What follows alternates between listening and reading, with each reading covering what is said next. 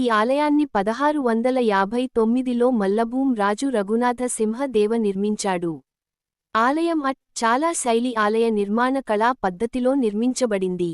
బిష్ణుపూర్లోని ఖర్ బంగ్లా ప్రాంతంలో ఉన్న రాధా, వినోద ఆలయం, ఈ ప్రాంతంలోని రెండు చాలా శైలిలోని ఆలయాలలో ఒకటి.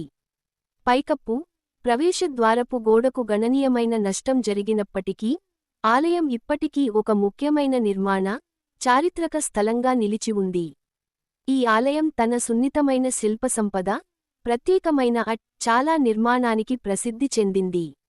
ఇందులో పైకప్పు 8 భాగాలుగా విభజించబడి ఉంటుంది.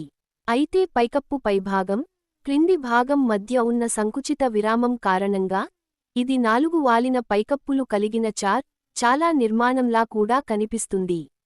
తూర్పు ముఖంగా నిలిచిన ఈ ఆలయం సుమారు 6.4 మీటర్ల పొడవు, 6.2 మీటర్ల వెడల్పు కలిగిన దాదాపు చతురస్ర పీఠంపై నిర్మించబడింది.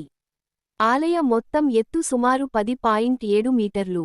నిర్మాణంలోని కొన్ని భాగాలు కూలిపోయినప్పటికీ, ఆలయంలోని అలంకరణలు ఆ కాలంలోని శిల్పకారుల నైపుణ్యాన్ని ప్రతిబింబించినవిగా భావించబడుతున్నాయి.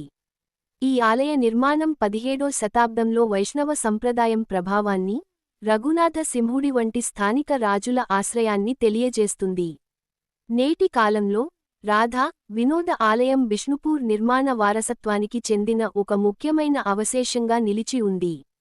ఇది ఆ కాలంలోని కళ, మతపరమైన సంప్రదాయాలపై అవగాహన కలిగిస్తుంది. ప్రస్తుతం ఈ ఆలయం భారత పురావస్తు సర్వే, ASI ఆధ్వర్యంలో ఒక పురావస్తు స్మారక చిహ్నంగా సంరక్షించబడుతోంది.